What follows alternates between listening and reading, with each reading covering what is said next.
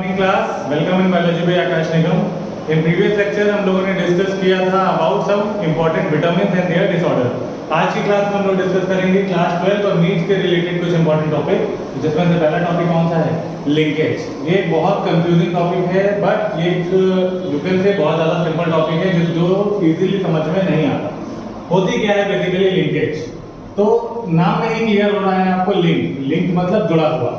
तो tendency of two genes to remain together during curve of inheritance, मतलब दो jeans की वो एबिलिटी कि वो एक दूसरे के साथ रह सकते हैं जब वो एक जनरेशन से दूसरी जनरेशन में पास हो रहे होते हैं। एज और अगर बात की जाए लिंकेज की, तो लिंकेज का जो टर्म दिया था वो किसने दिया था? टीएच मॉर्गन ने दिया था। और एक्सपेरिमेंटल लिंकेज से कौन जुड़े हुए हैं? तो दो लोग जुड़े हुए हैं जिनका नाम है बेटसन एंड पुनेट। ओके, ये दो नाम बहुत इंपॉर्टेंट है लिंकेज के लिए। लिंकेज का टर्म किसने दिया? टीएच मॉर्गन ने। और लिंकेज की जो डिस्कवरी थी वो किसने की थी? बेटसन एंड पुनेट ने। अगर लिंकेज की बात की जाए तो लिंकेज को अंडरस्टैंड करने के लिए सबसे पहले आपको पता होना चाहिए कि क्रोमोसोम। अगर क्रोमोसोम की बात की जाए तो क्रोमोसोम में एक सेंटर रीजन होता है जिसको क्या बोलते हैं हम? सेंट्रोमियर बोलते हैं। और दोनों तरफ क्या होती हैं इसकी? दोनों तरफ इसकी क्रोमैटिड्स होती हैं। ओके, अब जो क्रोमैटिड्स है उसके अंदर आपका क्रोमोनिमा है या डीएनए है, और डीएनए के ऊपर कौन सी चीज है? जीन है। तो अगर हम ये बात करें, ये एक क्रोमोसोम का जनरल स्ट्रक्चर है।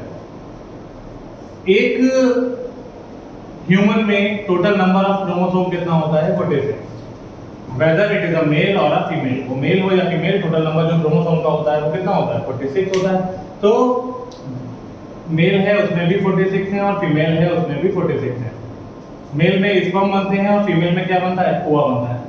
इनके अंदर क्रोमोसोम का नंबर हाफ होता है, 23।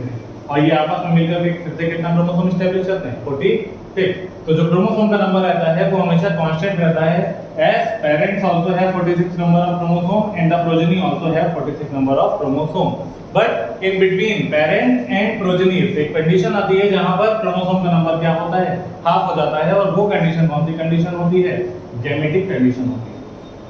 ओके, और गैमेट जो होते हैं वो किसमें पाए जाते हैं? गैमेट जो होते हैं वो ह्यूमन मेल में स्पर्म कहलाते हैं और ह्यूमन फीमेल में क्या कहलाते हैं? ओवम कहलाते हैं। So now you are clear कि किस तरीके से क्रोमोसोम का ट्रांसफर होता है या कितने क्रोमोसोम होते हैं। अब अगर बात की जाए ह्यूमन में, तो ह्यूमन में 46 क्रोमोसोम हैं और हर क्रोमोसोम की दो कॉपी हैं। इस तरीके से मान लिया जाए ये फर्स्ट सेट ऑफ क्रोमोसोम है, इसी तरीके से एक सेकंड सेट ऑफ क्रोमोसोम है, उसी तरीके से एक थर्ड सेट ऑफ क्रोमोसोम भी है, एंड ऑल इस तरह करते करते टोटल कितने सेट क्रोमोसोम के हैं आपके अंदर? 23। और 23 means 46 number of chromosome. Out of this suppose we are taking only one set. तो अगर फर्स्ट सेट की बात की जाए तो फर्स्ट सेट में जो एक क्रोमोसोम है वो आपको फादर से मिला है, तो दैट इज पैटर्नल। कैसा है वो? पैटर्नल है। और एक आपको मदर से मिला है तो वो कैसा है? मैटरनल है। तो दो क्रोमोसोम है आपकी बॉडी में, टोटल नंबर ऑफ क्रोमोसोम 46, और 46 में से 23 आपको मिले हैं मेल से और 23 आपको मिले हैं फीमेल से। जो मेल से मिले हैं वो कहला रहे हैं पैटर्नल और जो फीमेल से मिले हैं वो कहला रहे हैं मैटरनल। ओके, तो ये जो दो क्रोमोसोम हैं ये पूरा क्या बना रहे हैं? आपका फर्स्ट सेट बना रहे हैं। अब अगर इसी को यहीं पर देखा जाए, जब डुप्लीकेशन होना होता है तो क्रोमोसोम कुछ इस कंडीशन को में आ जाता है, इस तरीके से ये कंडीशन एस्टैब्लिश होती है क्रोमोसोम के अंदर। ओके, और ये कंडीशन अगर अभी पूछा जाए कि नंबर ऑफ क्रोमोसोम कितना है, तो still the number of chromosome is only 2। Why? जब तक सेंट्रोमियर का नंबर डिवाइड नहीं होगा तब तक क्रोमोसोम को भी हम डिवाइड नहीं मानेंगे। तो यहाँ पर अभी 2 सेंट्रोमियर है तो क्रोमोसोम भी कितने हैं? 2। बट अगर बात की जाए these two chromatids and these two chromatid, मतलब एक क्रोमोसोम की आपस में दो क्रोमैटिड क्या कहलाती हैं? सिस्टर क्रोमैटिड कहलाती हैं। ये भी सिस्टर हैं और ये वाली क्रोमैटिड भी कैसी हैं? सिस्टर क्रोमैटिड है। और एक क्रोमोसोम की दो अलग अलग क्रोमोसोम की जो दो क्रोमैटिड होती हैं वो आपस में क्या हो जाती हैं? एक दूसरे के लिए नॉन सिस्टर क्रोमैटिड्स हो जाती हैं। यूजुअली होता क्या है? ड्यूरिंग मियोसिस जब गैमेट का फॉर्मेशन होता है तो एक सेल डिवीजन होता है मियोसिस, और मियोसिस में होता क्या है? 2n से n सेल का फॉर्मेशन होता है। तो मियोसिस के समय ये जो क्रोमोसोम होते हैं कुछ इस तरीके से एक पर्टिकुलर पॉइंट पर क्या करते हैं? आकर के जुड़ जाते हैं और जब जुड़ जाएंगे तो सपोज हमने माना यहाँ पर क्रोमोसोम का नंबर था 1, 2 और 3 था, यहाँ पर था A, B और C। तो जब ये जुड़े तो इस तरीके से कंडीशन आई 1, 2, 3 A, B और C, इस तरीके से ये जुड़ गए।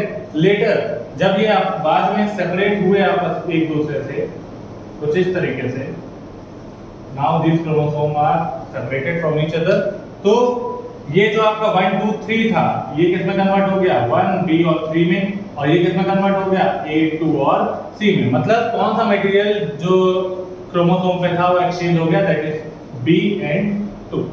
इस पे B था जो इस पे आ गया और इस पे 2 था जो उस पे चला गया, और ये प्रोसेस क्या कहलाती है, क्रॉसिंग ओवर कहलाती है। क्लियर? अब ये कॉन्सेप्ट समझना जरूरी था क्योंकि बिना क्रॉसिंग ओवर को समझे आप लिंकेज को नहीं समझ सकते। तो क्वेश्चन क्या आता है नीट में, डायरेक्ट क्वेश्चन जो होता है सबसे पहला कि how crossing over is related with the linkage. Question क्या है आपका, how crossing over is related with linkage, ये क्वेश्चन आता है। ओके, एक क्वेश्चन आपका आता है कि what will be the impact of distance between genes on linkage। अब ये दो क्वेश्चन समझने के लिए आपको इसका कॉन्सेप्ट समझना पड़ेगा। अगर हम बात करें क्रोमोसोम की, क्रॉसिंग ओवर आपको समझ आ चुका है। अगर यहीं पर बात की जाए एक क्रोमोसोम की, मान लिया जाए ये क्रोमोसोम है, एक क्रोमोसोम के अंदर 6 जीन है, suppose A, B, C, D, E और F। हम 6 मान के चल रहे हैं, ऐसा कोई जरूरी नहीं है कि 6 जीन ही होंगे।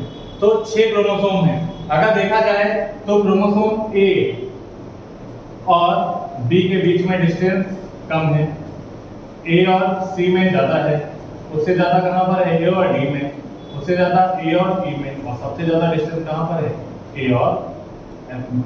अगर डिस्टेंस देखी जाए तो डिस्टेंस क्या हो रही है, बढ़ रही है। तो जैसे जैसे डिस्टेंस बढ़ती जाती है जीन के बीच की, वैसे वैसे उनके साथ रहने की एबिलिटी क्या होती जाती है, कम होती जाती है। ओके, इन दोनों, क्यों? क्योंकि जो क्रॉसिंग ओवर के चांसेस होते हैं वो बढ़ते जाते हैं। सपोज अगर हम बात करें A और F की, तो अगर यहाँ से क्रॉसिंग ओवर हुआ तो भी A और F अलग होंगे, यहाँ से क्रॉसिंग ओवर हुआ तो A और F तभी अलग होंगे, जहाँ से हुआ तभी अलग होंगे। Means as the distance will increase between the genes, the chances of linkage will also get reduced. तो अगर हम इस क्वेश्चन का आंसर देना चाहें तो हम क्या लिख सकते हैं कि लिंकेज जो होती है वो इनडायरेक्टली रिलेटेड है बिटवीन डिस्टेंस ऑफ जीन्स। मतलब जैसे जैसे डिस्टेंस बढ़ेगी वैसे वैसे लिंकेज के चांस क्या होंगे, कम, और जैसे जैसे डिस्टेंस कम होगी, अगर A और B की बात की जाए तो इनके साथ रहने के चांसेस ज्यादा हैं as compare to A, C और A, F। Why? Because the distance between A and F is more as compared to the between A and B। तो अगर डिस्टेंस कम होगी तो लिंकेज के चांस ज्यादा होंगे, और अगर डिस्टेंस ज्यादा होगी तो लिंकेज के चांस भी कम हो जाएंगे। तो ये चीज याद रखनी है आपको। अब अगला क्वेश्चन था how crossing over is related with the linkage. तो यहीं पे इसको समझते हैं। Linkage is indirectly related to the distance between gene and crossing over is directly related with the distance between gene. क्योंकि अगर क्रॉसिंग ओवर अगर डिस्टेंस ज्यादा है तो क्रॉसिंग ओवर के चांस ज्यादा है। क्यों? क्योंकि लिंकेज के चांस कम है। अगर साथ नहीं रह सकते तो उनके सेपरेट होने के चांसेस भी ज्यादा हो जाएंगे। तो linkage is indirectly related while crossing over is directly related. Now अगर हम ये चाहे लिंकेज और क्रॉसिंग ओवर में क्या रिलेशन है, जो ये क्वेश्चन था हमारा, उसको कैसे देखते हैं हम? तो linkage is indirectly related to the crossing over. मतलब अगर क्रॉसिंग ओवर ज्यादा हो रहा होगा तो अगर क्रॉसिंग ओवर ज्यादा हो रहा है तो डिस्टेंस ज्यादा है, और अगर डिस्टेंस ज्यादा है तो लिंकेज क्या होगा, कम होगा। और अगर क्रॉसिंग ओवर कम है, क्रॉसिंग ओवर कम है मतलब डिस्टेंस बिटवीन जीन्स क्या होगी, कम होगी। अगर डिस्टेंस कम होगी तो लिंकेज क्या हो जाएगा, ज्यादा। तो एक के बढ़ने पे जब दूसरा घटता है तो उसको हम क्या बोलते हैं, इनवर्सली रिलेटेड। एक के बढ़ने का जो दूसरा पॉजिटिव इंपैक्ट मींस एक बढ़े दूसरा भी बढ़े, एक घटे दूसरा भी घटे, उसको हम क्या बोलते हैं, डायरेक्टली रिलेटेड। इतना क्लियर है? नाउ लिंकेज के बारे में जो लास्ट और मेजर इंपॉर्टेंट चीज है उसके बारे में बात कर लेते हैं। लिंकेज होते कितने टाइप के? लिंकेज दो तरह के होते हैं, पहला कंप्लीट और दूसरा इनकम्प्लीट। कंप्लीट लिंकेज अगर सिंपल टर्म में बात की जाए तो वो लिंकेज जिसमें एक जनरेशन से कई जनरेशन तक, मतलब 2 3 4 5 10 जनरेशन तक जीन हमेशा लिंक फॉर्म में रहते हैं, जीन कभी आपस से सेपरेट नहीं होते, उसको क्या बोलते हैं, कंप्लीट लिंक है। और एक ऐसा लिंक है जहां पर एक दो जनरेशन तक तो जीन साथ रहेंगे, बट उसके बाद क्रॉसिंग ओवर हो जाए और वो जीन आपस में सेपरेट हो जाए, उसको क्या बोलते हैं हम लोग, इनकम्प्लीट लिंकेज। अब अगर यहीं पर एक एग्जांपल लें हम कंप्लीट और इनकम्प्लीट लिंकेज का, तो देखते हैं क्या है। अगर बात की जाए कंप्लीट लिंकेज,